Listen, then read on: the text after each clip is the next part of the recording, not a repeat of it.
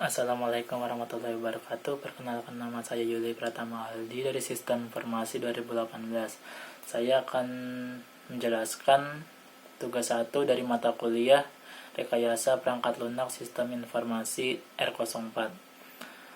Di video kali ini saya akan menjelaskan merangkum jurnal yang berjudul Penerapan Metode Sistem Development Life Cycle atau yang disebut SDLC dalam pembuatan sistem informasi penjualan produk batik Kurowo di daerah Jakarta. Latar belakangnya itu kemajuan teknologi di zaman sekarang itu kan sangat pesat.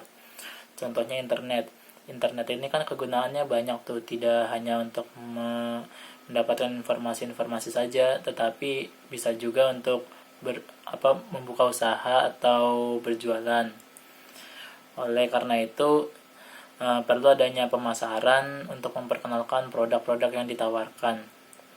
Contohnya ada toko batik Kurowo. Toko batik Kurowo ini usaha yang bergerak di bidang penjualan produk-produk yang terbuat dari kain batik. Contohnya pakaian, tas, hordeng, taplak meja, dan lain-lain. Maka dari itu penulis akan membangun sebuah sistem penjualan aplikasi e-commerce berbasis online di toko batik Kurowo ini. Tahapan-tahapannya itu ada 4, yaitu kan pertama ada planning atau perencanaan, yang kedua itu ada analisa, yang ketiga desain atau perancangan sistem, yang keempat adalah penerapan atau implementasi sistem.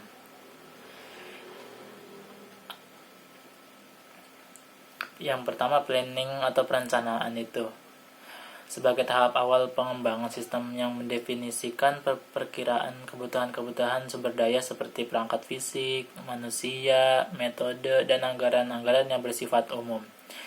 Langkah-langkah perencanaan itu menyadari adanya masalah dan tujuan. Yang pertama, rumusan masalah itu. Rumusan masalah pada kali ini yang pertama, bagaimana sih cara membuat sistem informasi penjualan produk batik Kurowo Jakarta? Lalu bagaimana cara pelaksanaan proses dari pemesanan, proses pembayaran, dan proses konfirmasi pembayaran dan pencetakan laporan. Lalu maksud dan tujuan dalam jurnal ini adalah untuk memudahkan masyarakat ketika ingin membeli batik dalam proses pemesanan barang, transaksi, dan lainnya. Lalu memberikan wadah komunikasi antara penjual dan pembeli agar pembeli dapat mengetahui dari informasi batik, harga, dan bahan-bahannya. Lalu ruang lingkup ini pada penelitian di jurnal ini membahas pemrograman web sistem informasi penjualan produk yang menggunakan metodologi waterfall, meliputi proses pemesanan, pembayaran, konfirmasi pembayaran, dan pencetakan laporan, yang dimana sistem ini dapat digunakan oleh penjual dan pembeli. Lalu metodologi penelitian tentang penjualan melalui internet ini dilakukan pada sebuah toko yang berkonsentrasi pada bidang penjualan produk batik, yaitu toko batik Kurowo, dengan menggunakan metode SDLC. Tahapan-tahapan analisa SDLC dalam pembangunan sistem informasi web adalah perencanaan sistem, analisa sistem, perancangan desain, dan penerapan atau implementasi sistem. Lalu yang kedua adalah analisa. Tahapan penelitian sistem yang telah ada dengan tujuan untuk merancang sistem yang baru atau diperbarui. Tahapan-tahapan analisa ini terbagi dalam 4 tahap, yaitu yang pertama analisa teknologi. Analisa teknologi menganalisis teknologi apa saja yang digunakan pemilik desain, seperti menggunakan desain grafis, maka akan menggunakan seperti Adobe Photoshop, Macromedia Flash, Macromedia Dreamweaver, dan CS3.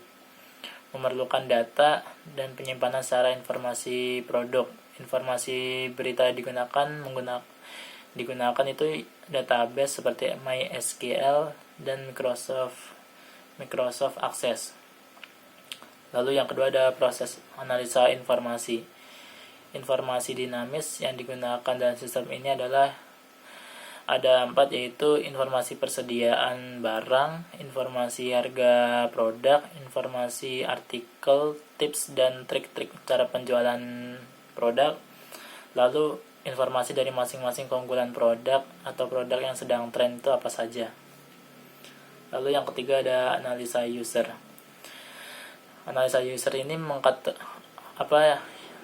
dimaksud mengkategorikan user yang digunakan dalam sistem informasi web.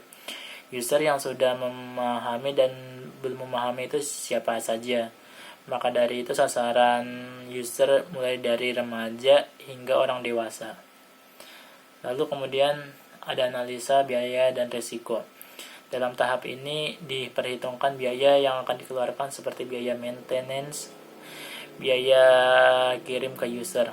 Risiko yang terjadi adalah tidak sampainya produk ke user atau penipuan dari user. Lalu selanjutnya ada desain atau perancangan sistem. Tahapan analisis sistem yang menentukan proses dan data yang diperlukan oleh sistem baru. Langkah-langkah yang dilakukan adalah menyiapkan rancangan sistem yang terinci atau grafis dan yang umum berupa informasi serta menyiapkan usulan implementasi.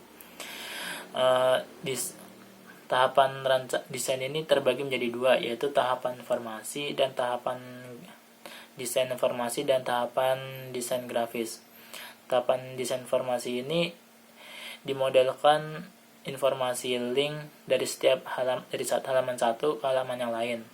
Jika dalam sistem tersebut terdapat database, maka menggunakan tahap development dan database design.